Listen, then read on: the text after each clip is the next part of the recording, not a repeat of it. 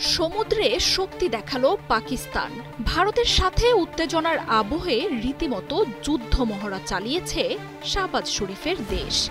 রবিবার পাকিস্তানের নৌবাহিনীর পক্ষ থেকে ফ্লিট ইউনিট, মেরিন ও স্পেশাল সার্ভিসেস গ্রুপের এই মহড়ার তথ্য নিশ্চিত করা হয়। গুরুত্বপূর্ণ সামুদ্রিক স্থাপনা সহ দেশের সব বন্দর শত্রু আক্রমণ থেকে রক্ষায় এই মহড়ায় অংশ নেয় শাহবাজ শরীফের বাহিনী। সামুদ্রিক স্থাপনাগুলোতে স্যাবোটেজ, অনুপ্রবেশ ও সশস্ত্র হামলার মতো ঘটনার বিরুদ্ধে পুরোপুরি প্রস্তুতি দেখায় পাক সেনারা। গেল সপ্তাহেই ভারতের পক্ষ থেকে পাকিস্তানে নৌবাহিনীর মাধ্যমে সম্ভাব্য হামলার হুঁশিয়ারি দেয়া হয়। জবাবে নিজেদের নৌশক্তির প্রদর্শন করল পাকিস্তান। এখন যে কোনো ব্র্যান্ডের পুরাতন এসি বদলে নতুন ওয়ালটন এসিতে উপভোগ করুন 25% ছাড়।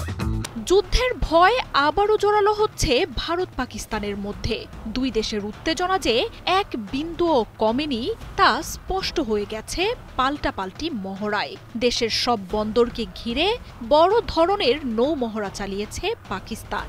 আর চলতি সপ্তাহেই সীমান্তবর্তী শহরগুলোতে জনপ্রতিরক্ষা মহড়া করেছে নরেন্দ্র মোদীর ভারত।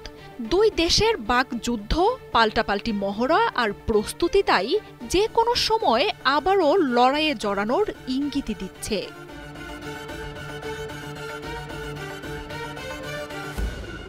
সংঘাত বন্ধ হলেও ভারত পাকিস্তান উত্তেজনায় ভাটা পড়েনি, বরং একে অপরের বিরুদ্ধে লড়াইয়ের অস্ত্রে শান দিচ্ছে দুই বাহিনী। শনিবার পাকিস্তান সীমান্তের রাজ্যগুলোতে সিভিল ডিফেন্স মহড়া চালিয়েছে ভারত সরকার। জম্মু কাশ্মীর, পাঞ্জাব, হরিয়ানা, চণ্ডীগড় ও গুজরাটের মতো রাজ্যগুলোতে যুদ্ধ পরিস্থিতিতে বাসিন্দাদের প্রস্তুত রাখতে মহড়া চালানোর কথা জানায় মোদী প্রশাসন।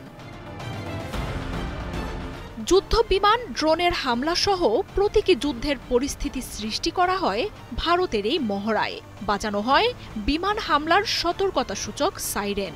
জরুরি সেবাকর্মীরা উদ্ধার কাজ চালায়। মহড়ায় বাসিন্দাদের নিরাপদে সরিয়ে নেয়া সহ জরুরি কাজে অংশ নেন দমকল কর্মী ও স্বেচ্ছাসেবকরা।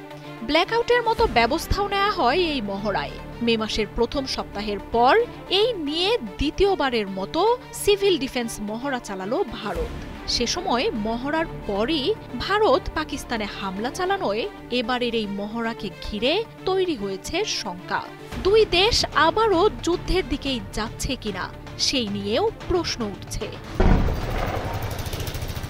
গেল মাসেই দুই দেশ সরাসরি জড়ায় লড়াইয়ে। পেহেলগামে সন্ত্রাসী হামলার জেরে পাকিস্তানে অপারেশন সিঁদুর পরিচালনা করে ভারতীয় বাহিনী। এর একদিনের মাথায় অপারেশন বুনিয়ান-আল মারসুসে ভারতের ভূখণ্ডে হামলা চালায় পাক বাহিনী। কয়েক দশকের মধ্যে প্রথমবারের মতো সরাসরি এই সংঘাত কাশ্মীর ছাড়িয়ে দেশ দুটির মূল ভূখণ্ডেও ছড়িয়ে পড়ে। মার্জিয়া উপমা, ৭১।